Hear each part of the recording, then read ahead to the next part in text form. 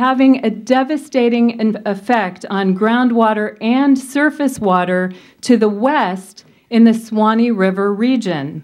The USGS reports that pumping here is helping contribute to an estimated 80 million gallon loss to the Ichetucknee River and a 25% decline in that river's historic flow. Now that we've overtapped our groundwater, Florida is increasingly looking to rivers such as the St. Johns for new water supply. But our history of depleting first wetlands and then groundwater, along with America's Western water history, raise huge red flags here, particularly given the specter of climate change. I'm here to tell you that it just doesn't have to be this way. Unlike the arid Southwest, Florida has a pretty easy path to a sustainable water future.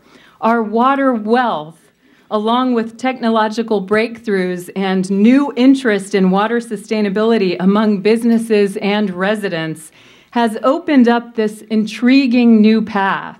I'll call it a blue path.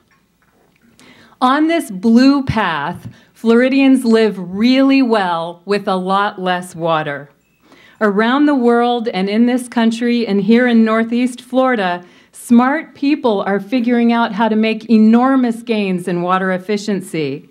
This Friday, I leave for Australia and Singapore to report on how other prosperous societies have cut water use in half, in Australia's case, in less than 10 years.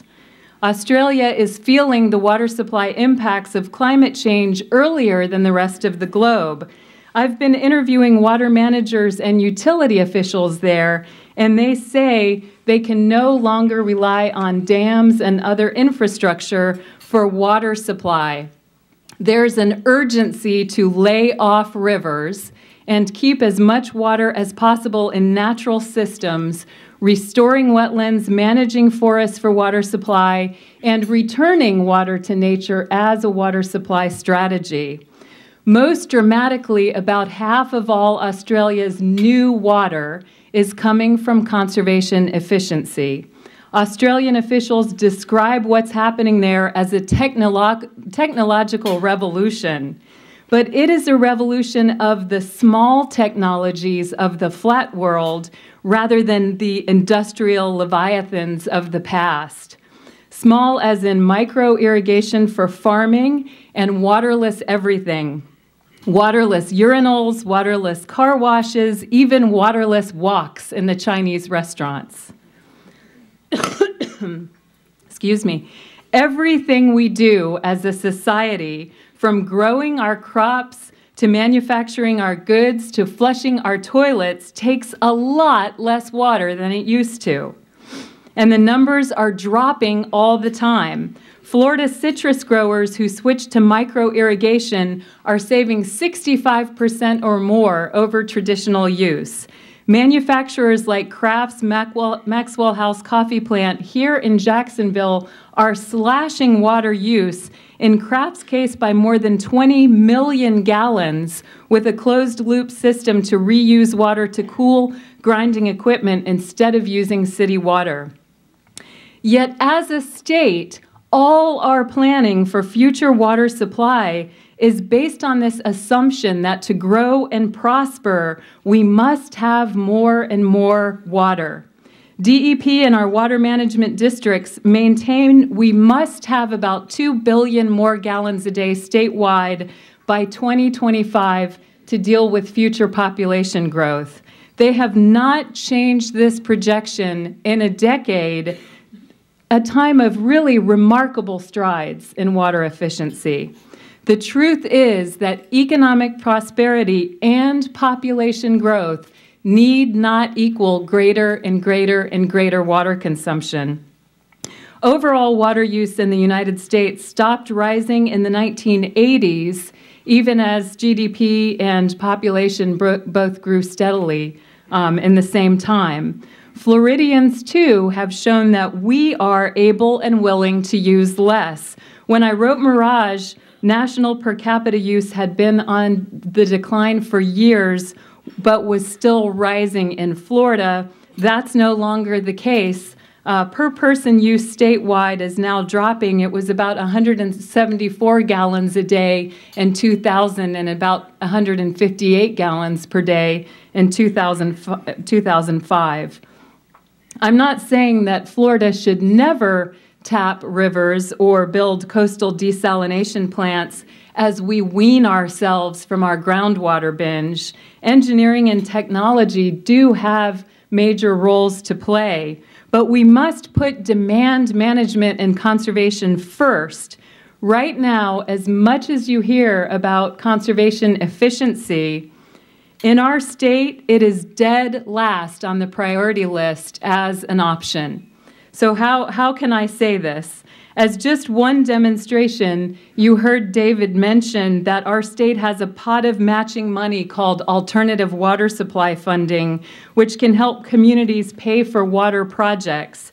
This money is not allowed to be used for conservation projects. It can only be used for new infrastructure.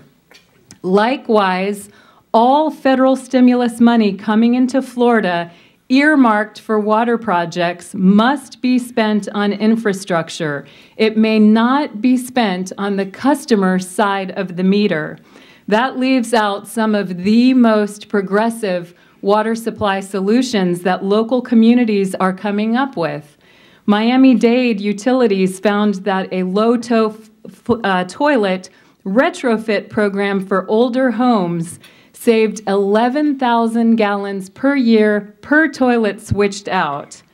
And that turned out to be much cheaper when added up than a proposed construction project that they were going to do that would have netted the same amount of gallons. This project also created jobs because people had to go into all of these old homes and switch out the toilets.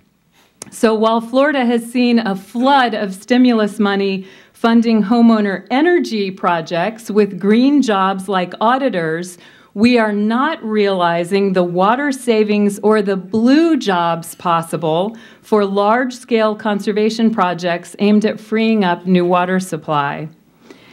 I could give you many other examples of how conservation is not a priority on Florida's list, and it's very frustrating to read reports over the years that go ignored. In 2002, Governor Bush put together this task force on water efficiency that came out with a very strong report. Not one of the 51 recommendations in that report ever became state law. Now it's 2 droughts and nearly 10 years later. Most recently, the Century Commission for a Sustainable Florida convened 120 stakeholders, including some delegates from this room, for a water congress to brainstorm policy for Florida's water future. It was a feat to get those 120 diverse stakeholders to agree on anything, and the conservation measures they agreed upon were a pretty good start. The Water Congress presented its report to the legislature, and guess what? Lawmakers did not pass a single one of the recommendations, not one.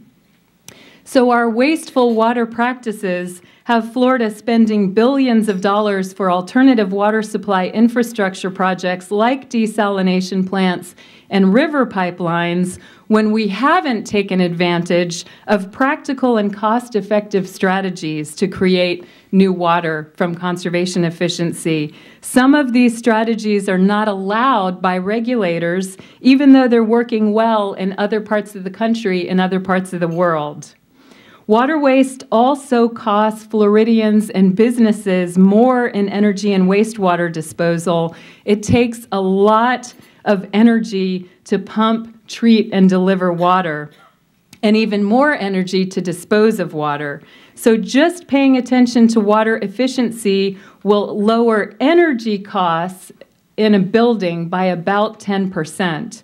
A green building market analysis released by McGraw-Hill Construction reports that paying attention to water efficiency reduces overall operating costs by about 12%. Unfortunately, water utilities are not going to be the champions of efficiency. If there was any question that our state's